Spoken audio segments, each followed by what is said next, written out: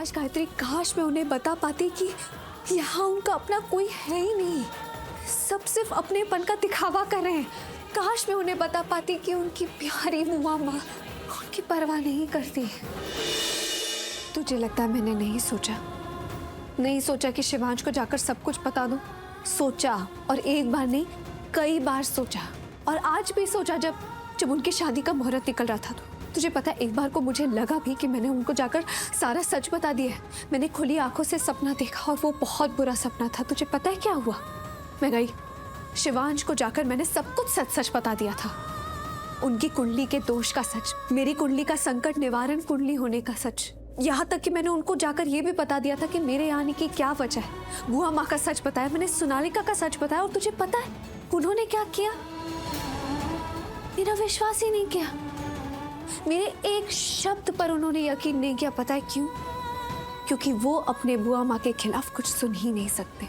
उनके लिए उनकी दुनिया है बुआ माँ, और वही सही है, बाकी सब गलत। और बुआ माँ की नजरों में मैं गलत, इसलिए शिवांश की नजरों में मैं गलत। बुआ माँ की नजरों में सोनालिका सही है, तो शिवांश की नजरों में भी सोनालिका सही हो गई। और अब तो वो सोनालिका के खिलाफ कुछ सुन भी नहीं पा रहे थे। सुनते, तुझे पता है वो सुनते, अगर मैं सिर्फ सोनालिका के लिए कुछ कहती ना, तो मेरी बात सुनते, क्योंकि मैंने बुआ माँ के खिलाफ अपनी आवाज उठाई। उन्होंने मेरी बात नहीं सुनी। अगर मैं उनसे कहती कि सोनालिका की कुंडली उनके लिए सही नहीं है, उन्हें उससे शादी नहीं करनी चाहिए, तभी भी मुझे नहीं लगता वो मेरी बात सुनते। तुझे पता है क्यों? क्योंकि बात अभी सोनालिका की रही नहीं। अगर मैं सोनालिका पर उंगली उठाऊंगी तो बुआ माँ का नाम अपने आप बीच में आएगा, और वो बुआ माँ के खिलाफ कुछ सुन नहीं पाएंगे। और सिर्फ सोनालिका को शिवांश की जिंदगी से निकालने का कोई फायदा नहीं है, क्योंकि कहीं ना कहीं बुआ माँ भी शिवांश की जिंदगी में खतरा है। कोई परवाह वरवाह नहीं करती वो शिवांश की, वो सिर्फ दिखाती है कि वो शिवांश से प्यार करती है, लेकिन ये सब देखकर लगता नहीं कि वो शिवांश से कोई भी प्यार करती होगी। काश गायत्री, काश मैं उन्हें बता पाती कि यहाँ उनका अपना कोई है ही नहीं, सब सिर्फ अपनेपन का दिखावा कर रहे हैं। काश मैं उन्हें बता पाती कि उनकी प्यारी मुआ माँ उनकी परवाह नहीं करती, उनकी जिंदगी में जहर से कम नहीं है वो।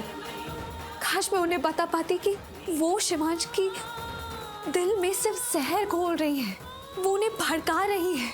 शिवांश को उन्होंने अपनी माँ से दूर रखा, बल्कि शिवांश की माँ खुद अपनी गलती का पश्चाताप करना चाहती थी। वो फिर से अपने बेटे को अपनी जिंदगी में वापस लाना चाहती थी, लेकिन बुआ माँ ने शिवांश को अपनी माँ से दूर कर दिया। काश गायत्री, मैं ये सब कुछ बता पाती, बता तो ना दी एक बार। कैसे बताऊं? ये जानते हुए कि मैं अगर शिवांश को सच बताऊंगी तो वो क्या कहेंगे, क्या करेंगे, मैं कैसे बताऊं? अभी तो कहा ना मैंने कि शिवांश बुआ माँ के खिलाफ कुछ नहीं सुनेंगे। और अगर ये सब जानने के बावजूद मैंने उन्हें सच बताने की कोशिश की तो इसका अंजाम तू भी जानती है। कल की जाती आज ही चली जाऊंगी, और जाना पड़ेगा, क्योंकि शिवांश अपनी नजरों के सामने मुझे बर्दाश्त ही नहीं कर पाएंगे। तो अब आप क्या करोगे? मैं क्या करूंगी? मतलब इस फ्राइडे को जब वो सोनालिका और वो लोग शादी नहीं होगी, मैं होने ही नहीं दूंगी। क्या? हाँ, शिवांश की शादी मैं सोनालिका से होने नहीं दूंगी। क्या कहा था शिवांश ने? इस शुक्रवार को उन्हें सोनालिका से शादी करनी है ना?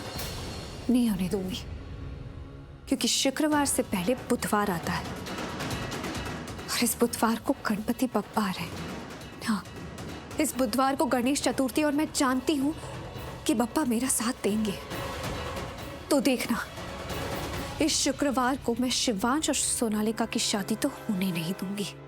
इस गणेश चतुर्थी शिवांश के सामने आएगा उनकी जिंदगी का सबसे बड़ा सच, कड़वा सच। इस गणेश चतुर्थी पर सारे राज पर से पर्दे उठेंगे और सबका चेहरा सामने आएगा।